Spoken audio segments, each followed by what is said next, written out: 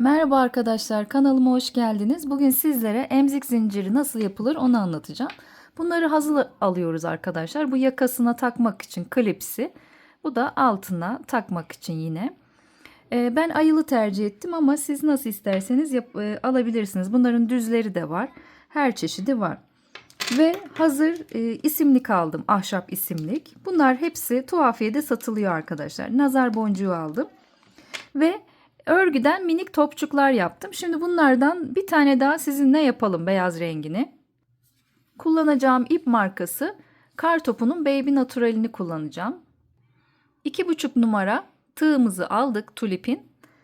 Ve bu minik topçuklardan yapalım birer tane arkadaşlar. Ben bir tane yaptım. Bir tane de beyaz yapmak istiyorum. İpimizi parmağımıza doladık. Orta parmağıma ipimi şu şekilde sarıyorum. Ve tığımı alttan geçiriyorum bu şekilde. Bir tane ip alıyorum. Burayı kesinlikle bırakmıyorum. Bir tane zincir çekiyorum.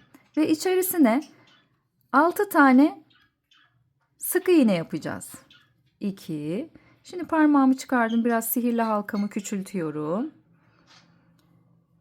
3. 4. 5. Ve 6. Sihirli halkamı kapatıyorum. Topçuğumuz bittikten sonra emzik zincirimizi dizeceğiz. Hemen karşıya geçiyorum. Her ilmeğe çift batıyorum. 1. Aynı ilmeğin içerisine tekrar batıyorum. 2. Bir yana geçiyorum. 3. Aynı ilmeğin içerisine tekrar batıyorum. 4. Bir yana geçtim. 5. Aynı ilmeğin içerisine tekrar battım. 6. Bir yana geçtim. 7. Aynı ilmeğe tekrar battım. 8. Bir yana geçtim. 9. Aynı ilmeğe tekrar battım. 10. Bir yana geçtim. 11. Aynı ilmeğe tekrar battım ve 12. Şimdi iki sırada düz örüyoruz arkadaşlar. Hiç arttırma eksiltme yapmadan 2 3 toplamda 24 sık iğne yapacağım. 4 5 6 7 8 9 10 23 ve 24. Şimdi içerisine elyaf koyacağız. Şu başlangıç ipimizi de içerisine gizleyelim. Çok az, çok minik bir miktar elyafımızı dolduralım. Doldurduktan sonra azaltma yapıyoruz. Hemen bir yandaki ilmeğe batıyorum. Sonra diğer yandaki ilmeğin de ön ilmeğini alıyorum. İkisini bir çıkıyorum. İkisini bir çıkıyorum. Bir tane yaptım azaltma. Hemen diğer yandakine geçiyorum. Ön ilmeğini aldım. Diğer yanında ön ilmeğini aldım. İkisini bir çıktım. İkisini bir çıktım. İkinci azaltma. Hemen bir yandakine geldim. Diğer yandaki ön ilmeği de aldım. Bu üçüncü azaltma. Bir tane daha azaltalım. Bu dördüncü azaltma. Beşinci azaltmamızı da yapalım. 5 azaltma yaptıktan sonra bir yandaki ilmeğe batıyorum ve halkamın içerisinden geçirip bir tane zincir çekerek bir miktarda ipimi uzun bırakarak şöyle çıkarıyorum. Şimdi yuvarlağımızı yaptık. Buralardan bu uzun bıraktığım ipi kaydırarak yuvarlak bir form vermeye çalışıyorum. Her bir sonraki ilmekten geçiriyorum ve burayı kapatıyorum ve şu noktadan tekrar çıkaracağım.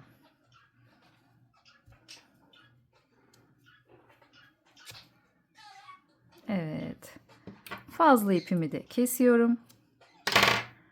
İşte size minik bir leblebi. Evet arkadaşlar, topçuklarımızı hazırladık. Dilediğiniz miktarda sayıda yapabilirsiniz. Şimdi emzik zinciri ipimiz var. Bu bildiğiniz tesbih ipi gibi bir şey, imame ipi gibi. Bunu yine tuhafiyelerden bulabiliyorsunuz. Bir miktar bakın şöyle iki ucunu birleştiriyorum. Yani emzik zinciriniz ne kadar olacaksa, isterseniz santim de vereyim. Şöyle yaklaşık 35 santimlik bir ip, ikiye katlanmış hali 35 santim. Bu şekilde ayarlıyorsunuz. Zaten dizdikten sonra keseriz bir kısmını. Şuradan bir miktar bırakıyorsunuz arkadaşlar. Boşluk bırakıyorsunuz ki bunu istediği gibi her yere takabilsin diye. Şöyle elimle doladım. Normal bir düğüm atıyorum bakın. Evet. Yerini belirledim. Şu kadar. Yine bunun da santimini soracak olursanız ben göz kararı yaptım ama yaklaşık 7 santimlik yapabilirsiniz. Hani bunu bağladıktan sonra şöyle içinden geçirip bebek arabalarına falan asıyorlar ya. Bu yüzden güzel olur. Şimdi bunun kalınlığı yetmez. Bir tane daha yapalım. Üzerine düğüm. Sizin boncuğunuzun deliği küçükse bir tane de yeter. Ama ben yetmeyeceğini, sağlam olsun, çıkmasın diye birkaç tane daha düğüm atıyorum. Aynı noktaya getirmeye çalışıyorum. Gördüğünüz gibi. Bir tane daha atacağım. 4-5 tane attım gördüğünüz gibi. Şimdi en sona koyacağımızı alıyoruz ilk elimize. İkisini bir anda, dilerseniz iğne yardımı da kullanabilirsiniz. Dilerseniz tek tek de geçirebilirsiniz. Galiba iğnesiz olmayacak. Çuvaldız iğnemi aldım, yorgan iğnesini. Bir tane ipimi aldım. Şöyle bir geçireceğim. Sırayla geçireceğim mecbur. Diğer ipimi de geçiriyorum. Şöyle çekelim. Bakın şuradan çıkmayacak bir şekilde en altta hangi boncuğunuz, burası alt kısım olacak. En altta hangi boncuğunuz olsun istiyorsanız onu takacaksınız. Şimdi iki ipimi de çuvaldızıma geçirdim ve hangi renk istiyorsanız sırayla dizelim. Ben önce örgü topumdan başlamak istiyorum. Bir tane örgü topumdan geçirdim. Bir tane ahşap geçireceğim. Dilerseniz hepsini örgüden de yapabilirsiniz. Daha sonra bir tane de beyazdan geçireceğim.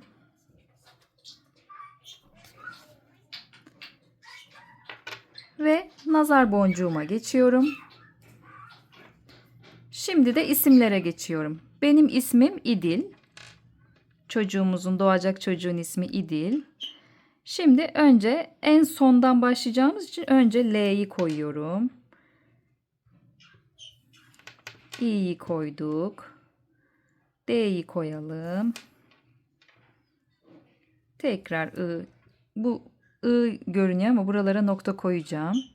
İdil'i koydum. Tekrar bir nazar boncuğumu ekledim. Tekrar beyaz topumu ekledim. Tekrar ahşabımı ekledim. Ve son olarak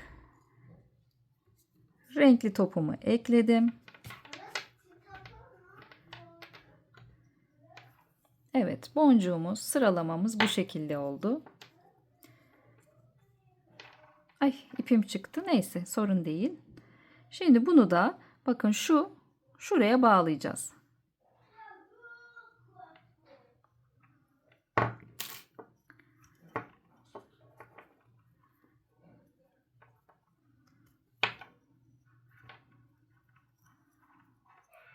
Biraz daha kısa yapabiliriz. Böyle uzun oldu. Şimdi buradan 1-2 kere sağlamca bağladıktan sonra tekrar iğnemi geçiriyorum. İğnemi geçirdikten sonra buralardan ipimi gizleyeceğim, fazla ipimi. Dilerseniz kesebilirsiniz. Hatta şöyle aynı yerden batacağım. Ve bakın aynı noktalardan şöyle gizleyeceğim.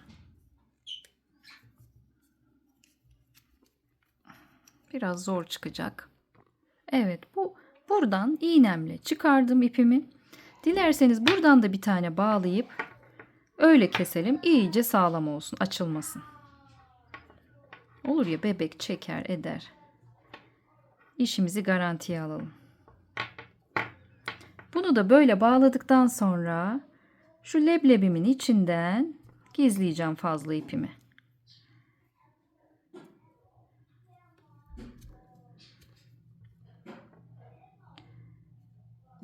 Leblebim küçük olduğu için tam şu yapmadı. Şöyle. Artık sittin sene minnoş tatlış bebek bunu açamaz. Evet arkadaşlar, emzik zinciri bu şekilde yapımı. Bakın bu harfler 100 tane almıştım ben. Harfler, ahşap boncuklar bunlar 100 TL'ye aldım. Pardon, çok özür diliyorum, 80 TL'ye aldım. 100 tane harfi 80 TL'ye tuhafiyeden aldım. Bunları bulabilirsiniz. Ahşap boncuklar da yine aynı o fiyattı. Değişik renkli boncuklar da alabilirsiniz. Hatta bu İdil ismini, harfleri ben renkli almıştım ama kaybetmişim. Ama iyi ki de renkli kullanmadım. Çünkü böyle soft şeyler daha güzel oluyor. Keçeli kalemimizle de İdil'in noktalarını koyalım.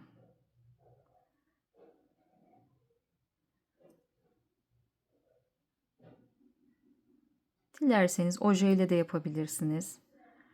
Dilerseniz